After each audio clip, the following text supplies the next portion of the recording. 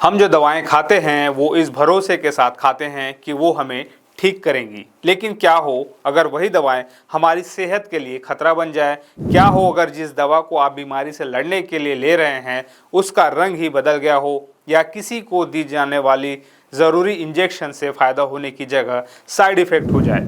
छत्तीसगढ़ में स्वास्थ्य सेवाओं से जुड़ी एक ऐसी ही बड़ी और चिंताजनक खबर सामने आई है। राज्य में दवाओं की गुणवत्ता और सुरक्षा सुनिश्चित करने वाली सबसे बड़ी संस्था यानी Chhattisgarh medical services corporation limited CGMSC ने खुद 2 महत्वपूर्ण दवाओं के इस्तेमाल पर तत्काल प्रभाव से अस्थायी रोक लगा दी है। यह कोई छोटी मोटी बात नहीं है, यह सीधे तौर पर हजारों मरीजों की सुरक्षा से जुड़ा मामला है। आखिर कौन सी हैं वो 2 दवाएं, क्यों CGMSC को यह कड़ा कदम उठाना पड़ा, और सबसे ज़रूरी कि अब आगे क्या होगा। इस रिपोर्ट में हम इन सभी सवालों की तह तक जाएंगे।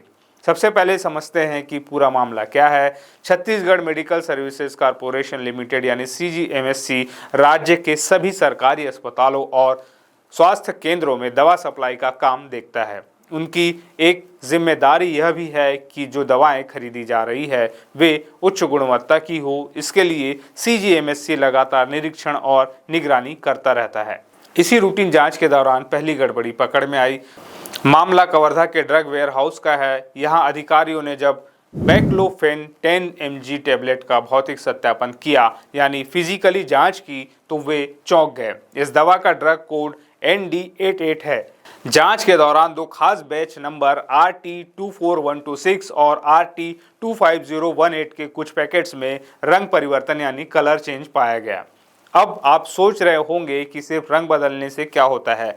फार्मा एक्सपर्ट्स के मुताबिक किसी भी दवा का रंग बदलना एक बहुत बड़ा रेड फ्लैग है। इसका मतलब हो सकता है कि दवा सही तापमान पर स्टोर नहीं की गई, उसमें नमी आ गई है, या उसका केमिकल कंपोजिशन बदल गया है। ऐसी दवा अपनी ताकत खो सकती है, या इससे भी बुरा वो जहरीली भी हो सकती है। अब यह जानना ज़रूरी है कि ये बैक्लोफेन टेबलेट आखिर किस काम आती है। बैक्लोफेन एक मसल रिलैक्सेंट दवा है। इसका इस्तेमाल मांसपेशियों की ऐंठन, जकड़न और दर्द को कम करने के लिए किया जाता है। यह अक्सर मल्टीपल स्क्लेरोसिस या रीढ़ की हड्डी की चोट जैसी गंभीर स्थितियों में मरीजों को दी जाती है। आप समझ सकते हैं कि ऐसी गंभीर बीमारी से जूझ रहे मरीज को अगर खराब दवा दे दी जाए तो उसके परिणाम कितने खतरनाक हो सकते हैं। CGMSC ने इस खतरे को भांपते हुए जरा भी देर नहीं की। उन्होंने एहतियातन इन दोनों बैच RT24126 और RT25018 के वितरण और इस्तेमाल पर तुरंत अस्थायी रोक लगा दी। सिर्फ रोक ही नहीं बल्कि इन दवाओं के सैंपल्स को फौरन NABL से मान्यता प्राप्त प्रयोगशाला में दोबारा परीक्षण के लिए भेज दिया गया है। NABL यानी national accreditation board for testing and calibration laboratories, यह भारत में लैब टेस्टिंग की सबसे बड़ी और भरोसेमंद संस्था है। वहां से जो रिपोर्ट आएगी वही तय करेगी यह बैच इस्तेमाल करने लायक है या नहीं।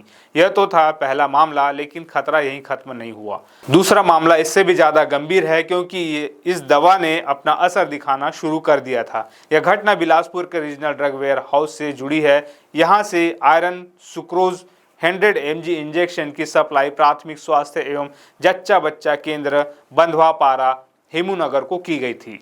इस इंजेक्शन का ड्रग कोड D285 और बैच नंबर V24104 है।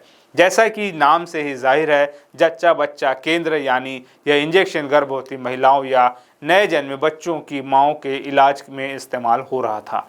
आयरन सुक्रोज इंजेक्शन का इस्तेमाल शरीर में आयरन की गंभीर कमी यानी आयरन डिफिशियंसी एनीमिया के इलाज के लिए किया जाता है। यह उन मरीजों को दिया जाता है जो मुंह से आयरन की गोलियां नहीं ले सकते या जिन्हें क्रोनिक किडनी डिसीज जैसी बीमारियां हैं। खबर के मुताबिक जब यह इंजेक्शन बंधवापारा के स्वास्थ्य केंद्र में एक मरीज को लगाया गया तो उसमें साइड इफेक्ट यानी दुष्प्रभाव की सूचना मिली। जैसे ही यह खबर CGMSC तक पहुंची, हड़कंप मच गया।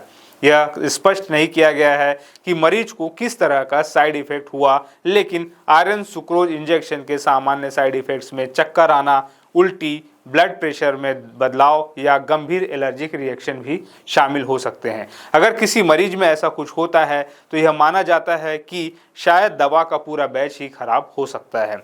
CGMSC ने इस सूचना को बेहद गंभीरता से लिया।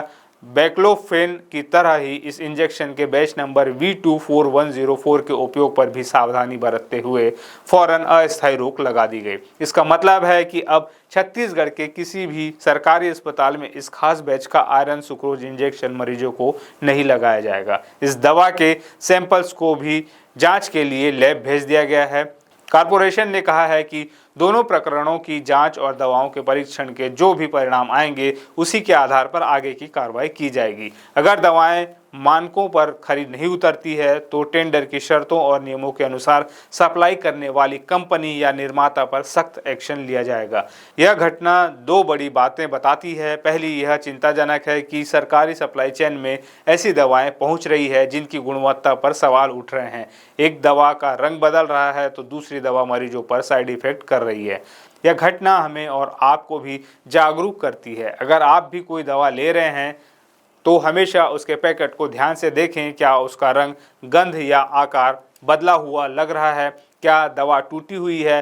अगर ज़रा भी शक हो तो उसका इस्तेमाल ना करें और फौरन अपने डॉक्टर या फार्मासिस्ट को सूचित करें। फिलहाल सबकी निगाह NABL लैब की रिपोर्ट पर टिकी है।